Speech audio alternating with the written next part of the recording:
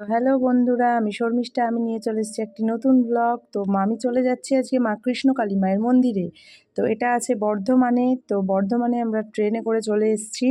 প্রথমে নৈহাটি, নৈহাটি থেকে ব্যান্ডেল, ব্যান্ডেল থেকে বর্ধমান লোকাল ধরে চলে এসেছি। তারপর টোটো করে যাচ্ছি, টোটোতে মাথাপিছু 30 টাকা করে নেবে। তো দেখো আমরা চলে এসেছি, আমি, মা, মামি, দিদি সবাই মিলে চলে যাচ্ছি কৃষ্ণকালী মায়ের মন্দিরে। তো রাস্তাটা দেখো কত সুন্দর। তো এইখানে কৃষ্ণকালী মায়ের মন্দিরে আমরা ইউটিউব দেখেছি, ইউটিউব দেখে এসেছি, খুব নাকি জাগ্রত মা। তো আমরাও আজ চলে যাচ্ছি মায়ের পুজো করতে। তো ভিডিওটা তোমরা কন্টিনিউ দেখতে থাকো, আর ভিডিওটা দেখলে একটা লাইক কমেন্ট শেয়ার করে দিও ভালো লাগলে।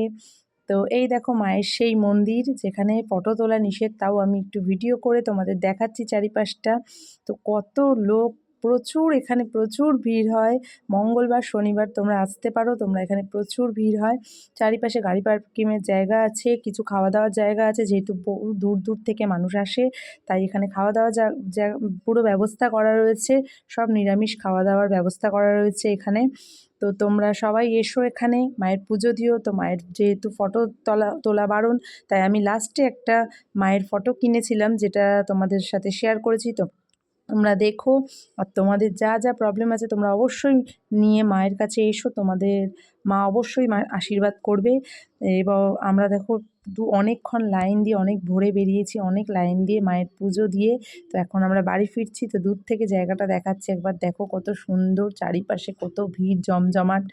তো সবাই বলো জয় কৃষ্ণকালী মায়ের জয়। তো ভিডিওটা ভালো লাগলে লাইক করে দিও একটা। আর তোমরা সবাই অবশ্যই কৃষ্ণকালী মায়ের কাছে এসো। তোমরা যদি না আসতে পারো, বাড়িতে বসে মায়ের নাম জপ করো, তাও দেখবে তোমাদের মনে শান্তি হবে। তো টাটা, বাই বাই। ভিডিওটা আমি এখানে শেষ করছি। তো টাটা বন্ধু, শুভরাত্রি বন্ধুরা, সবাই ভালো থেকো। অবিরাম ভালোবাসা সবাইকে। তো সবাই বলো জয় কৃষ্ণকালী মায়ের জয়।